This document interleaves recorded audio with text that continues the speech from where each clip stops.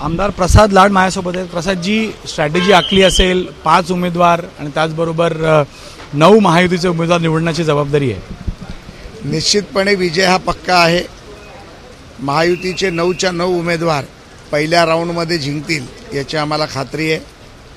आणि ज्या पद्धतीमध्ये शरद पवारांनी उद्धवजींना धोका दिला आणि वरनं जो दावा करत होते की आमचे 3 उमेदवार निवडून येणार, आज सकाळपर्यंत स्पष्ट झालं आहे की पराभव हा महाआघाडीतल्या 2 पैकी एकाचा होणार आहे. दुसऱ्या क्रमांक किंवा दुसऱ्या पसंतीचे मतदानालाच सगळं भर असणार आहे. जी स्ट्रॅटेजी किंवा असं गणित त्याच्यावरच असेल, म्हणून कोटा जरी वाढवला तरी 2 नंबरच सगळं ठरवेल कोण निवडून येणार.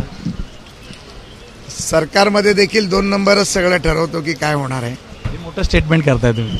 त्यामुळे इथे देखील 2 नंबरच निश्चितपणे ठरवेल की काय होणार आहे. पण तुम्ही महायुती म्हणूनच लढताय ना, का 1 नंबर 2 नंबर म्हणून लढताय? आम्ही महायुती म्हणूनच लढतोय. आमचा पूल एकत्र आहे आणि सर्वच्या सर्व उमेदवार निश्चितपणे निवडून येतील याची मला खात्री आहे.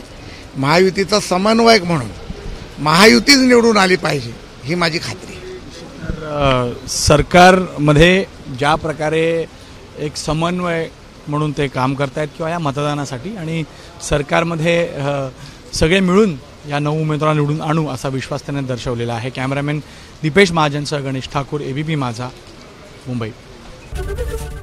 एबीपी माझा, उघडा डोळे बघा नीट.